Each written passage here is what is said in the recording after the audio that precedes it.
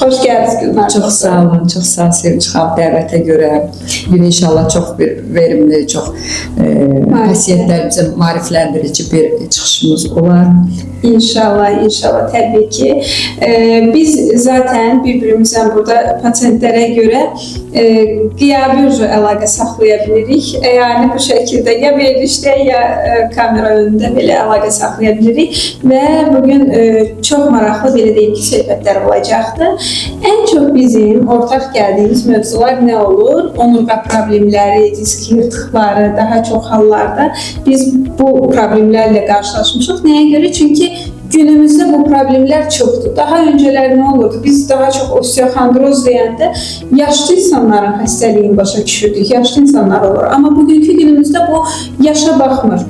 Çok genç yaşlarda omurga problemleri, disk yırtıkları, protruzyalar, bunu çok rast gəlirik. Siz öz praktikanızda neye göre düşünürsünüz? Bunları niye çok rast gəlirik biz? Bəli doktor, kifayət qədər bel ağrıları, biz disk yırtıqlarından danışdıq. Əslində bel ağrılarının içində insanları daha çox qorxudan disk yırtıqlarıdır. Onu qrişa deyirlər.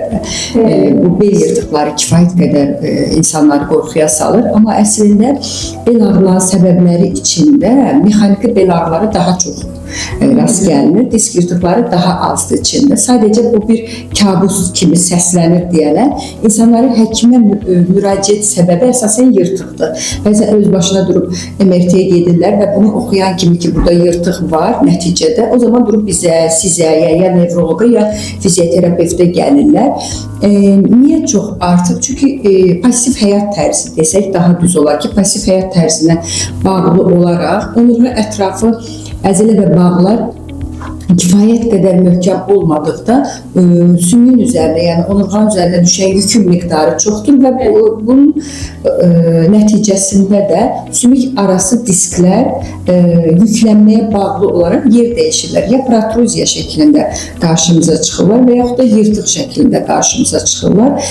Ən çox da bir tərəfli yırtıq olarkən ayağa vuran ağrı olarsa insanları qorxuzur bu ki, məndə yırtıq var və mütləq əməliyyat olunmalı. Amma siz də, biz də bilirik ki, bugün bu əməliyyat bir növ tarixə qovuşur. 90-95% halda artıq dünyada bu əməliyyatlar icra olunmur. Çünki müalicə o qədər geniş spektrlidir ki, yəni kifayət qədər fərqli müalicə növləri var. Buna bağlı müraciətlərimiz var. Bəli. Bir de bugünkü günümüzde size əlavə edeyim ki, artıq çəki problemi gündən-günə artır. Çünki fast food gıdalarımız artır.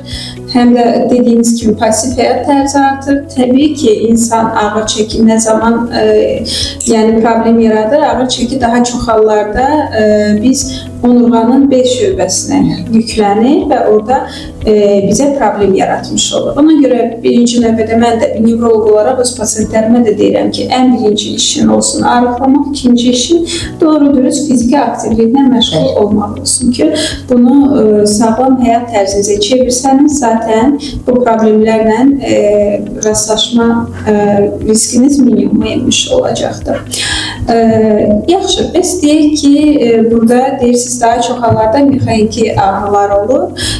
Bir hissəsi protruzyalar ola bilər, sonraki pasientlərdə və yaxud bir hissələrində də yırtıqlar da ola bilər. Biz fizioterapevtik olarak buna yanaşmamız eynidirmi, fərqlidirmi? Çox vaxt məsələn mənə deyirlər ki, açıqdan deyim, doktor mən hansı fizioterapevtik prosedur deyirəm, o mənim işim deyil. O fizioterapevtin, mənim öz işim var, fizioterapevtin öz işim. Bizdə öyrəşiblər Sovet məktəbində, yəni orada həkim nə təyin edirdi ki, nevrolog təyin edirdi, fizioterapevt də onun təyin elədiyini eləyirdi. Amma birinci növbədə bu bilinməlidir ki, bu fizioterapevtin işidir, biz onların işinə qarışmamalıyıq. Əslində doktor çox düzgün vurğulayırsınız. Bugün biraz cavan həkimlər, cavan yaşlı həkimlər bizə pasiyenti yönləndirərkən orada hansı fizioterapevtik prosedurları yox, sadəcə fizioterapiya və reabilitasiya lazımdır. Yazıb bizə yönləndirirlər ki, çünki ola bilər xəstədə tutalım protruziyaya mexaniki faktorla bərabər, yırtıqla bərabər bir iltihabı prosesi olsun. O da ola bilər.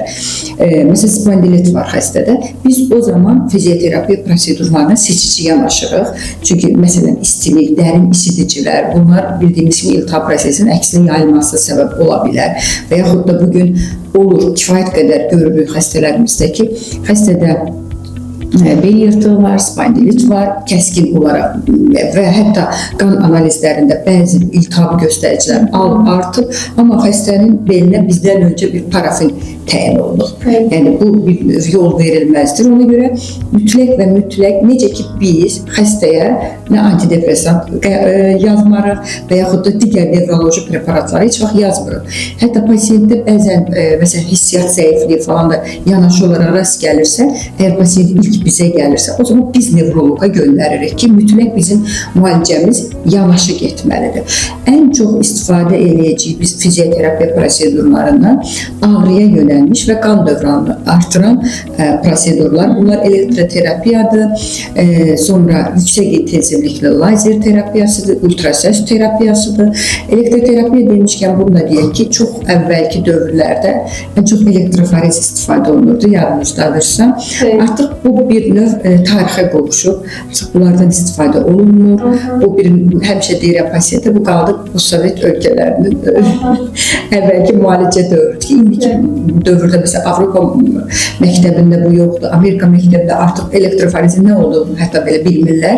Yəni biz də bunu məsələn mən 16 il bir iş təcrübəmdə demək olar ki, bir dəfə də olsun istifadə etməmişəm. Artıq daha müasir fizioterapevtik elektroterapiya prosedurları var ki, onlardan istifadə edilir və pasiyent ilk 2-3 gündə belə effekti görə bilir. Burada hər hansı bir, yenə deyirəm, bir invaziv müalicədən söhbət getmir. Yalnız dəri üzərindən olan prosedurlar. Amma daha yeni bir metod da var. Bunu da danışın. Bəzən pasiyent məsələn rayondan gəlir, 10 gün qalmağa, 15 gün qalmağa bir yer olmadığına görə həmən bizdən neysə həmin gün müalicənin olunmasını istəyən zaman, o zaman bu da bir yenidir. Proloterapiyadan istifadə edilir. Onurğa ətrafından bağ və əzəlləri möhkəmləndirməkdən ötürü, qan dövranını yaxşılaşdırmaqdan ötürü proloterapiya. Bu bizim bildiyimiz iltihabın mərhələlərindən olan proliferasiya mərhələsini aktivləşdirərək bədən özü, orqanizm özünü, biz ona bir mikro travma veririk, mikro səviyyədə bir travma verəcək yanlışlıqlarla orqanın və orada proliferasiya mərhələsini aktivləşdirərək daha tez sağalmalı. Yəni orqanizm hiss edir ki, orada bir problem var və bütün belə deyim də hüceyrələrini, sağaldıcı hüceyrələrini belə deyim işə düşür və hətta pasiyentlər ilk gündən tam olaraq effekt ala bilirlər. Bunu bir dəfə eləyirik, ayda bir dəfə olmalı, 3 ay dalında, ayda bir dəfə icra olunur. Hardasa 5 dəqiqəlik bir prosedurdur və bundan da kifayət qədər yaxşı nəticə ala bilirik. Əslində belə pasiyentlər çoxdur. Yəni rayona gedirlər, deyirlər ki, biz yəni burada qala bilmirik və yaxud da uzaqdan gəlirik. Ona görə onlar üçün çox gözəl bir bel yırtığının müalicəsində, boyun yırtığının hətta müalicəsində də, yəni onurğa ətrafı olan problemlərdə tək onkologiya və onkologiyada əks göstəriş sayılır, bir də revmatoloji problemlərdə, bəli, aktiv revmatoloji problemlərdə prosedur etmək olmaz. Digər qalan istənilən halda bu proseduru edə bilirik. Çox gözəl. Görürsünüz nə qədər yeniliklər var. Doğrudan da sizin o yenilikləriniz, yeni cihazlarınız həqiqətən də çox əlimizdən tutur müalicə taktikalarında. Yəni çox maraqlı belə suallar gəlir bizdə dairəklərə. Deyirlər ki, xəstə bel ağrısından şikayət edir. Biz ilk öncə kimə müraciət edirik? Fizioterapevtə, nevroloqa, neyrocərraha, hətta revmatoloqa belə deyənlər olur. Sizcə bax bu pasiyentləri birinci kim dəyərləndirməlidir? Ümumiyyətlə bütün dünyada belə qəbul olunmuş sistem var. ilk ağrıyan xəstə əgər yayılmış ağrı deyilsə, konkret məsələn bel bölgəsidirsə və yaxud da boyun bölgəsidirsə, ilk müraciət etdiyi yer nevroloq olmalıdır mütləq.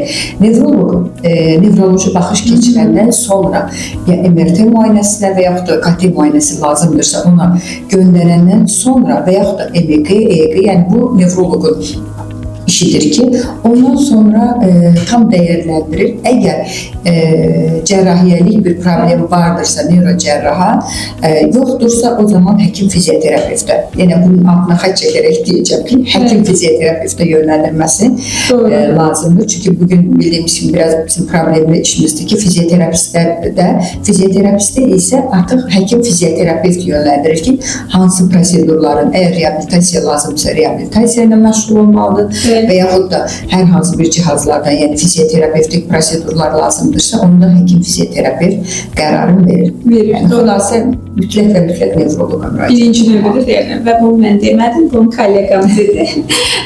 Bir də doğrudan sizin sözünüzə görə çox vaxt məsələn deyirlər ki, doktor biz öz yanımızda poliklinikada müraciət edəcəyik harda və mənə qəribə gələn odur ki, həkim fizioterapevt, məsələn siz deyirsiniz də ki, biz özümüz dəyərləndirib bir sxemini tərtib edirik.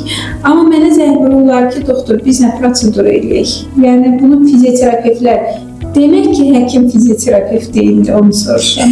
Yəni, bu bizim bir növ çox acınacaqlı bir vəziyyətimizdir ki, çox xəstəxanada həkim fizioterapevt yoxdur.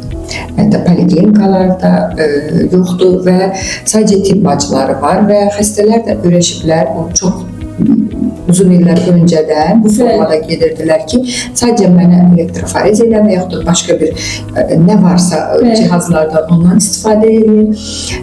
Xeyr, bu yenə deyirəm, əslində bizim danışımızın öncəsində dedik, bəzən imtihanlı proseslər falan olur.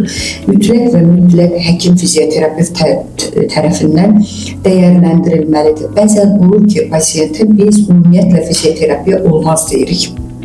Bu halımızda olur. Məsələn, xəstədə epileptik tutma var. Onu o bizdən demir. Amma biz anamnezi yığanda mütləq bunları soruşuruq. Xəstədə onkoloji problem var. Xəstədə qanda, məsələn, deyəcəm, C-reaktiv zulal dəfələrlə, 20 dəfə qalxdığına görə biz hələ ki fizioterapiyanı önərmirik bir müddət sonra. Və yaxud da revmatoloji, məsələn, revmafaktor kifayət qədər yüksəkdir, bunlara olmaz eləmək. Nəinki fizioterapiya, bəzi oynağa daxil inyeksiyaları belə edə bilmərik. Mütləq prosedurları öz başına yox, həkim tərəfinə. Hətta bəzi olur ki, xəstə bizdə müayinədə olur. Biz prosedurları təyin edən zaman deyir ki, doktor gəlib gedə bilmirəm, mən öz yanımızda və yaxud da digər rayonda edək.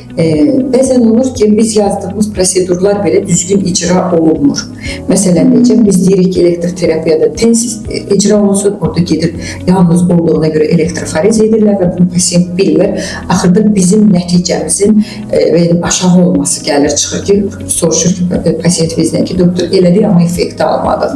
Ona görə mütləq və mütləq həkimin təyinatı üzrə gedilərsə, yəni fizioterapiyadan hələ ki effekt almadığımız bir pasiyent olmayıb, əgər düzgün icra olunarsa. Düzgün icra olunarsa təbii ki.